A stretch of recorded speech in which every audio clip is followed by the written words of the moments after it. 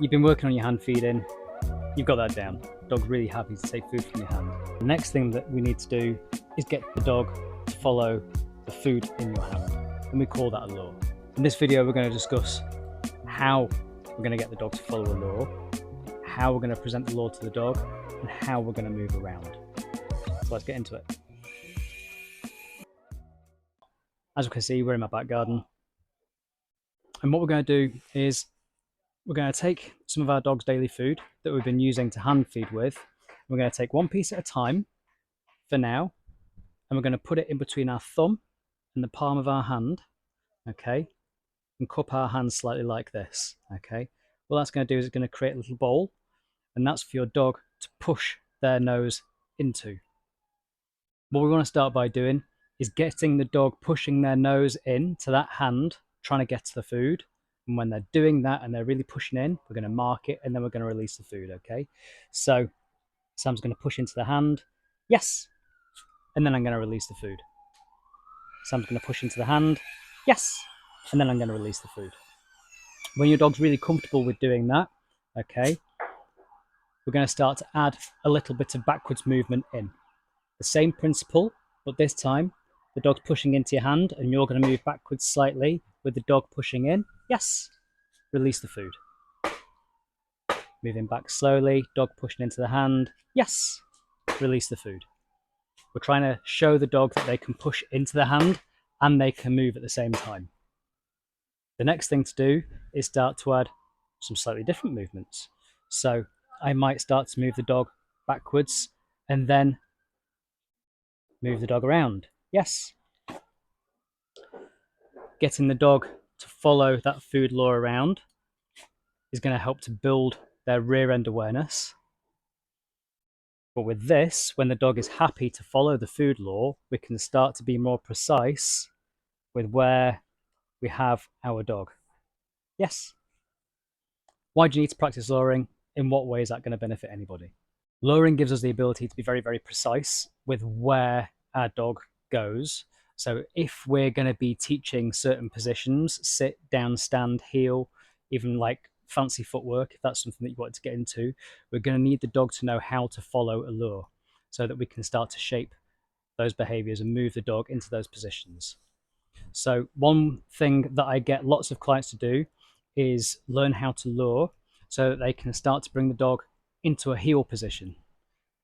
A lot of people want their dog to walk nicely next to them, but they don't let the dog know that this, when I say this word, this is where I want you to be. So what we'll do is we start to show the dog where the reward lies in a specific position. So we'll take the food lure, we're going to bring it around. Yes, the dog is next to me. I'm going to step out of position and I'm going to bring the dog back in. Yes. Now notice I didn't ask the dog to do anything. I just lured and moved the dog into position. So that was all non-verbal. It was all following a food lure. When we can have the dog comfortably following a lure and moving into a position consistently, we can then name that. Okay. So what we would do is we would take the food and we would say heel, and then we're going to move the dog into that position. Yes. And we're going to mark and reward. Okay. So we'll step out of position. Okay. We're going to say heel. Yes.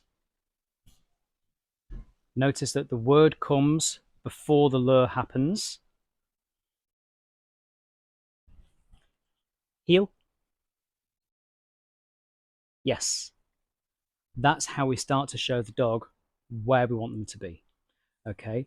So then we should get to a point where the dog understands the position that you want them in. So when you say, Sam, heel, they put themselves, yes, into that position because you've shown them that that word predicts that position and you have previously shown them how to achieve that position. You've helped the dog find where their advantage is. And that would be true with teaching a sit.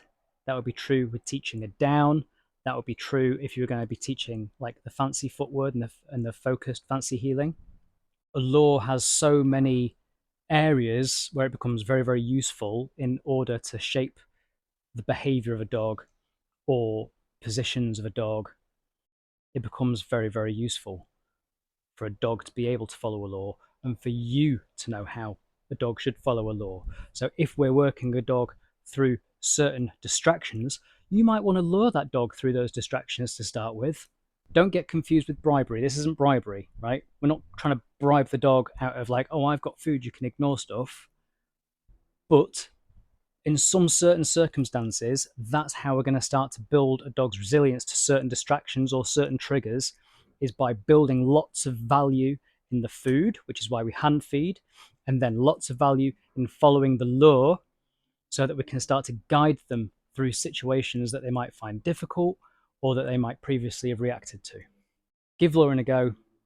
Any questions, bang them in the comments below. Like, share, subscribe, do all that good stuff. And me and Sam will catch you in the next one. Cheers. Oh, back scratching. Oh, that good back scratch. Oh, good back scratch.